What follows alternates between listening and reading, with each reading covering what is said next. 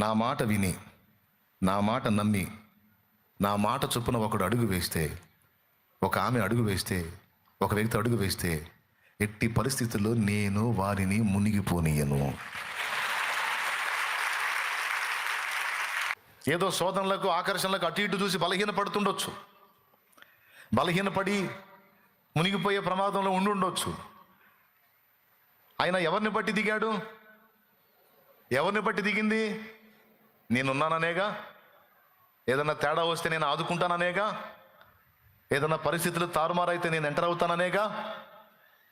కాబట్టి నన్ను నమ్మి అడుగు వేశాడు కనుక నేను చెయ్యి వదలను. ఎదురవుతున్నాయి ఎన్నో ఆటుపోట్లు, ఎదురవుతున్నాయి ఎన్నో శోధనలు, లెగుస్తున్నాయి సాతాను లేపే సుడిగాళ్ళు, పెనుగాలులు.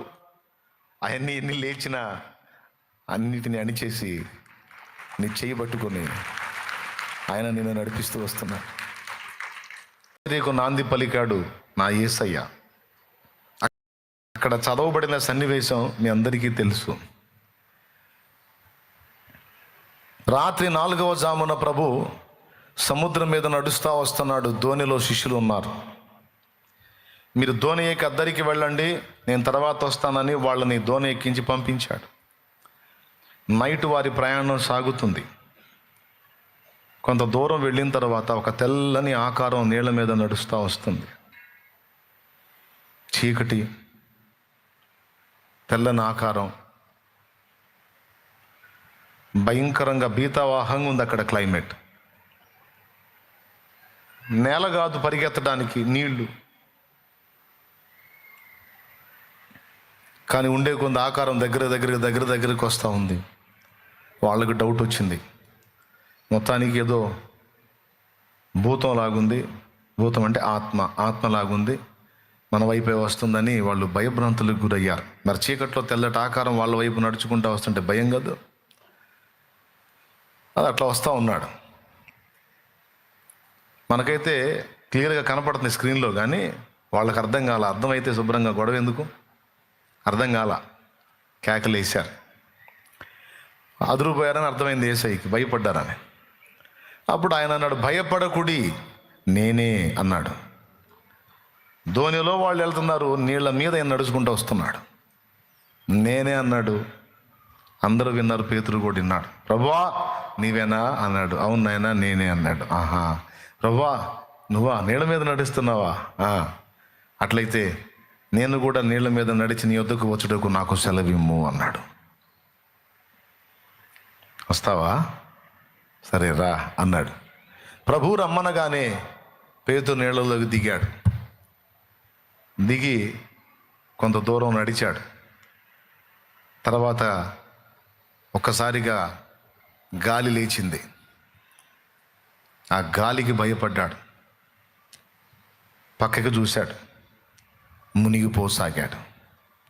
ప్రభువా రక్షింపమని కేకలేశాడు. ఆయన దగ్గరకు వచ్చి పేతుర్ని పట్టుకున్నాడు. అల్ప విశ్వాసం ఎందుకు సందేహపడితివి అని నిలబెట్టి మళ్ళీ తీసుకెళ్ళి దోణి ఎక్కిస్తాడు.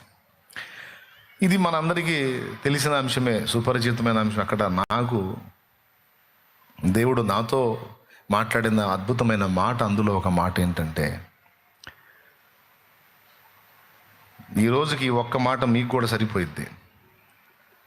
నా మాట విని, నా మాట నమ్మి, నా మాట చొప్పున ఒకడు అడుగు వేస్తే, ఒక ఆమె అడుగు వేస్తే, ఒక వ్యక్తి అడుగు వేస్తే, ఎట్టి పరిస్థితుల్లో నేను వారిని మునిగిపోనీయను.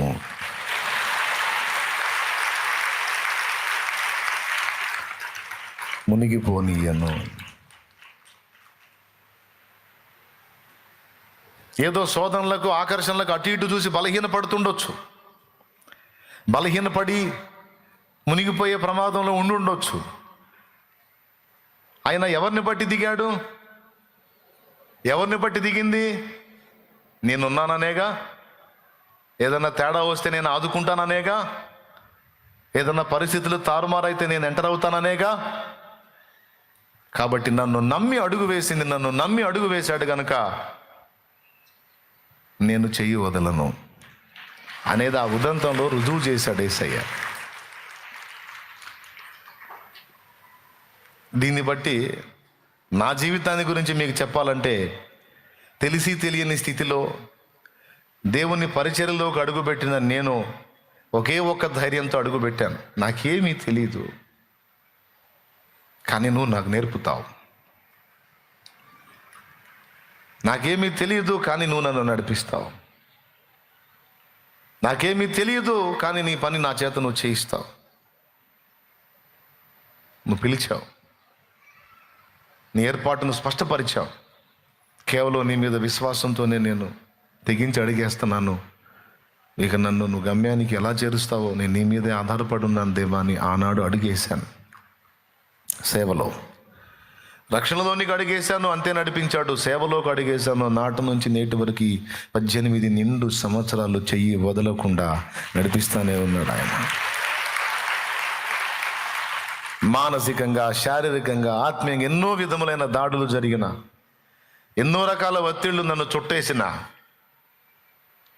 ఎన్నోసార్లు పెనుగాలులు రేగి నన్ను ముంచడానికి ప్రయత్నం చేసిన, ఒక్క కేక యేసయ్యా అని వేసిన ఒక్క కేక పరుగు పరుగున నా యొద్దకు వచ్చి నా చెయ్యి పట్టుకొని లేవనెత్తి, భయపడకు, నేను నీకు సమీపంలోనే ఉన్నాను, నీతోనే ఉన్నాను, భయపడకు, కృంగిపోకని ధైర్యపరిచి ఆయన మహాకృప చేత నడిపిస్తూ వచ్చాడు. ఆయనకి మహిమ కలుగును గాక.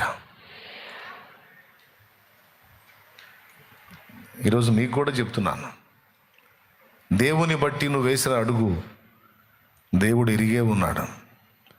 నువ్వు మొదలుపెట్టింది ఎవరిని బట్టి మొదలుపెట్టావు? నీ విశ్వాసయాత్ర ఆయనను బట్టే.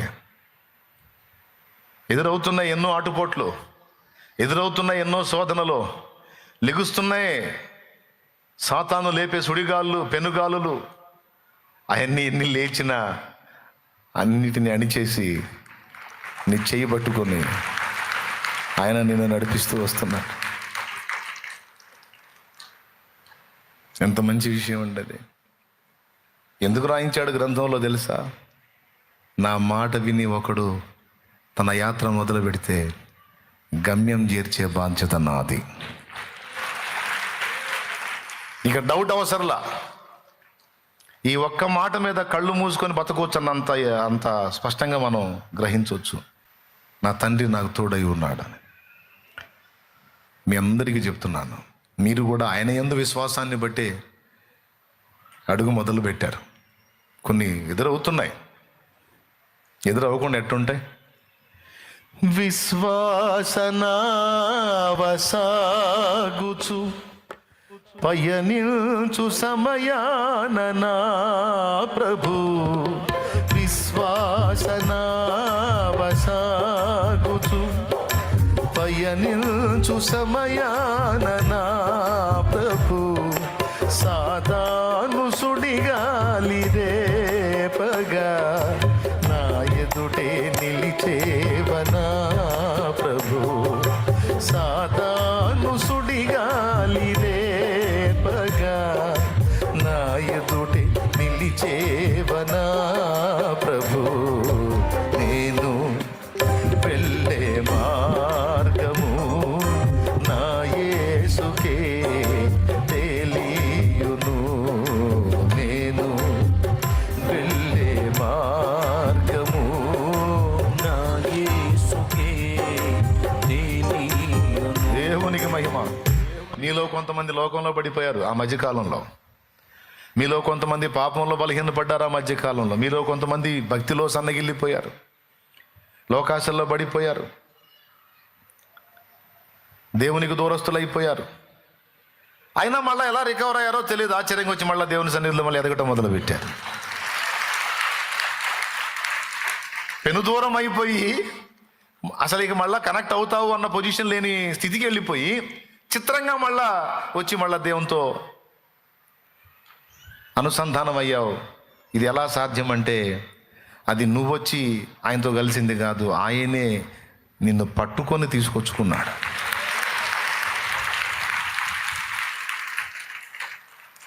ఆయనే మనల్ని వెంటాడాడు.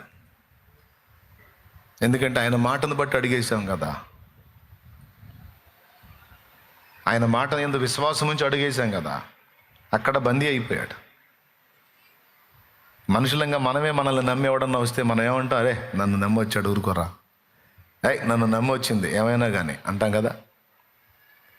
నన్ను నమ్మారు అంటే మనం ఎంతకైనా తెగిస్తాం. మనుషులు మనమే అలాంటి తీర్మానాలతో ఉంటే మరి ఆయన ఎంత నమ్మకదగిన వాడు, ఆయన ఇంకెంత పర్ఫెక్ట్గా ఉంటాడు ఊహించండి. అందుకే యేసుతో మన ప్రయాణం నీళ్ళ మీద నడకలాగానే ఉంది. ఏమాత్రం అడుగులు బ్యాలెన్స్ మిస్ అయినా మునిగిపోవటమే, నీళ్ళ మీద నడకే.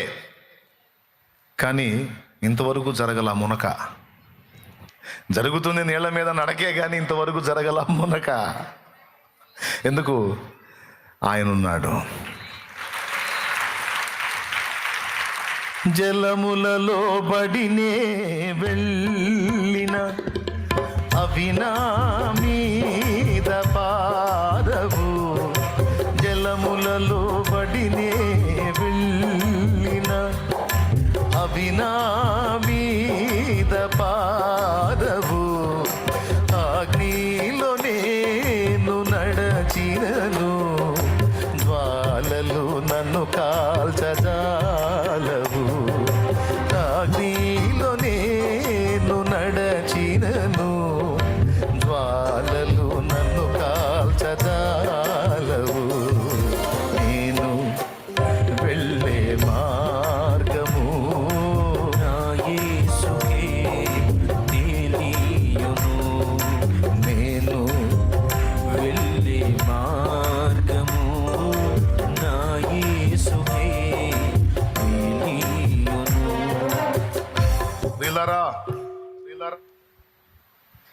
మనల్ని పిలిచిన దేవుడు నమ్మదగినవాడు. మనం మర్చిపోయిన ఆయన మర్చిపోడు, మనం విడిచిన ఆయన విడిచిపెట్టడు. మనుషులు మొత్తం మనల్ని వదిలేసిన ఆయన వదలడు. అందుకే ఆయన వైపే చూడమన్నాడు. యేసు వైపు చూచుచు మన ఎదుట ఉంచబడిన పరుగు పందెములో ఓపికతో పరిగెత్తుదాము. ఎందుకు? విశ్వాసానికి కర్తయు దాన్ని కొనసాగించువాడు ఆయనే. మీ అందరికీ చెప్పిన ఈ మాటను బట్టి ధైర్యం తెచ్చుకోండి. కృంగుబాటులోంచి బయటికి రండి. చెయ్యి వదలలేదు, వదలడు కూడా. నువ్వు చేయాల్సింది ఒకటే, ఆయన మాట విని అడుగు వేయాలి. ఆపద కలిగినా ప్రభువా రక్షించమని కేక వేయాలి. ఇంకంతే నీ పని. అవి 2 పేతురు చేసిన పనులు, అందుకని చెప్తున్నాను నేను. ఆయన మాట చొప్పున అడుగు వేయాలి. ఆపద సంభవించినా ప్రభువా రక్షించమని కేక. ఈరోజు మిమ్మల్ని అందరిని అడుగుతున్నాను, ఇన్ని సంవత్సరాలు ఆయన కృపతో ఇన్ని దాడుల్లో తప్పించి నడిపించాడు. దానికి ఆయన కృప, పరిశుద్ధుల ప్రార్థన 2 నాకు సపోర్టుగా నిలిచాయి. ఇంకొక విషయం కూడా చెప్తాను. మీలో ఎవ్వరు ప్రార్థన చేయకపోయినా నా కోసం రెగ్యులర్గా ప్రార్థన చేసే 2 వ్యక్తులు అయితే ఎల్లప్పుడూ నాకున్నారు. అది యేసయ్య, పరిశుద్ధాత్మ, 2. రోమాపత్రిక 8వ అధ్యాయము 27వ వచనము మరియు 34వ వచనం. 27వ వచనంలో పరిశుద్ధాత్మ విజ్ఞాపనకర్తగా కనపడతాడు. 34వ వచనంలో యేసయ్య విజ్ఞాపనకర్తగా కనపడతాడు. చూడండి 27వ వచనం. మరియు హృదయములను పరిశోధించువాడు ఆత్మ యొక్క మనస్సు ఏదో ఎరుగును, ఏలయనగా ఆయన దేవుని చిత్త ప్రకారము పరిశుద్ధుల కొరకు విజ్ఞాపనము చేయుచున్నాడు. ఎవరు? పరిశుద్ధాత్మ. పరిశుద్ధాత్మ నా కోసం కూడా ప్రార్థన చేస్తున్నాడు, విజ్ఞాపన చేస్తున్నాడు. ఉందా లేదా అక్కడ? 34వ వచనం చూడండి. శిక్ష విధించు వాడెవడు? చనిపోయిన క్రీస్తు యేసే. అంతేకాదు మృతులలో నుండి లేచిన వాడును, దేవుని కుడి పార్శ్వమున ఉన్నవాడును, మన కొరకు విజ్ఞాపనము కూడా చేయువాడును ఆయనే. మన కోసం విజ్ఞాపన ప్రార్థన చేస్తున్నాడు యేసయ్య. ఒక ఆయనేమో భూమి మీద ఉండి మన పక్షంగా పరిశుద్ధాత్మ మొరపెడుతుంటే, తండ్రి కుడి పక్కనే కూర్చొని మన పక్షంలో రిక్వెస్ట్ చేస్తున్న యేసయ్య మనకుండనే ఉన్నాడు. ఈ ఇరువురి ప్రార్థనతో పాటు భూమి మీద పరిశుద్ధుల ప్రార్థన కూడా అవసరమై ఉన్నది.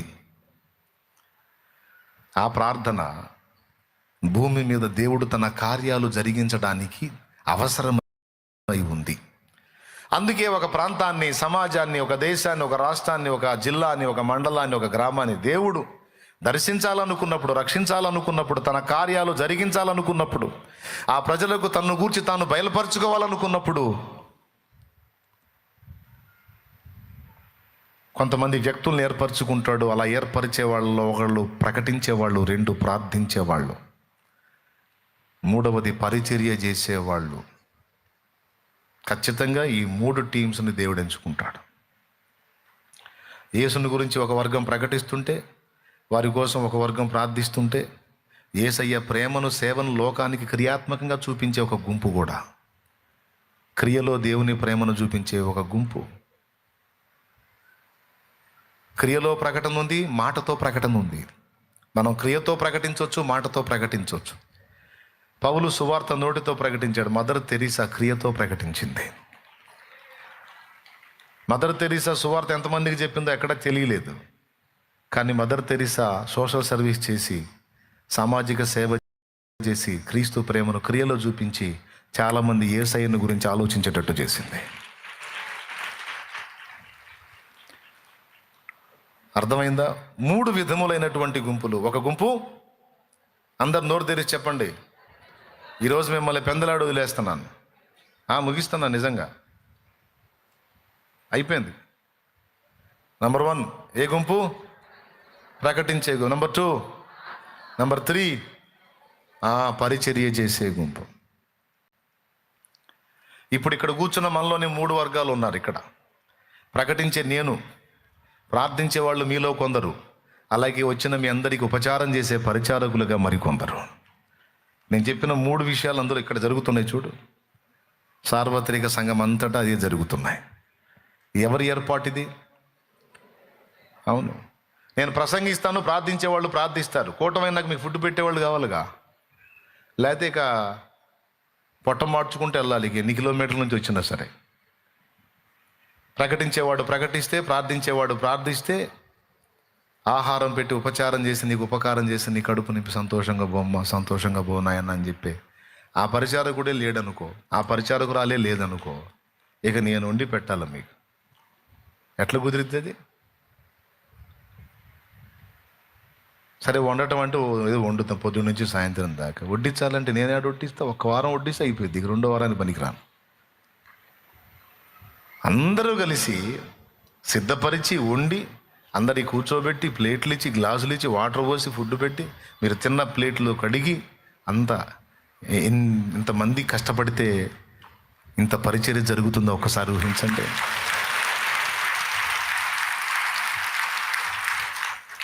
అవునా? అంటే ఒక ఉజ్జీవాన్ని దేవుడు చూడాలనుకున్నప్పుడు, నాంది పలకాలనుకున్నప్పుడు, దేవుడు అనేక ఆత్మని రక్షణలో నడిపించాలనుకున్నప్పుడు ఖచ్చితంగా కొంతమందిని ఏర్పరచుకుంటాడు. అలా ఏర్పాట్లో ఉన్నాళ్ళు మీరందరూ కూడాను. మిమ్మల్ని గురించి మీరు ఎప్పుడు కూడా చిన్నతనంగా అనుకోవద్దు. దేవుడు నాకు తోడు చేసిన వాళ్ళందరూ కూడా దేవుని ఏర్పాట్లో ఉన్నవాళ్లే. ఆ ప్లాన్లో, ఆ ప్రణాళికలు ఉన్నోళ్లే. వాళ్ళు ఏ మూల ఉన్నా, ఏ ఊర్లో ఉన్నా, ఏ రాష్ట్రంలోనే, జిల్లాలో ఉన్నా వచ్చి నాకు లింక్ అవుతారు. ఆ ఏర్పాట్లో వేరుగా ఉంటే, వేరే ఏర్పాట్లో ఉంటే నా దగ్గర కలవరు. వాళ్ళకి దగ్గర కలుస్తారు. నేను చేసే ఈ ప్రయాణంలో, నేను చేసేటువంటి ఈ పోరాటంలో, నేను చేసే ఈ పరిచర్యలో నాతో కూడా కలిసి ఈ పరిచర్యలో పాలిభాగస్తులుగా ఎవరిని దేవుడు ఎంపిక చేశాడో వారు మాత్రమే వచ్చి నాతో కలుస్తారు. వాళ్ళు ఏ దేశంలో ఉన్నా, ఏ రాష్ట్రంలో ఉన్నా, ఏ ప్రదేశంలో ఎక్కడున్నా సరే వాళ్ళే నాతో అనుసంధానం కాగలుగుతారు. అందరూ కాలేరు. కాబట్టి మీ అందరూ కూడా అలాగే దేవుని కృపలో, ప్రణాళికలో ఉన్నారు కనుక ఈ 3 విధములైన పరిచర్యలోకి నీవు ప్రవేశించాలి. ఇందులో ఏదో ఒక పాత్ర నువ్వు తీసుకోవాలి.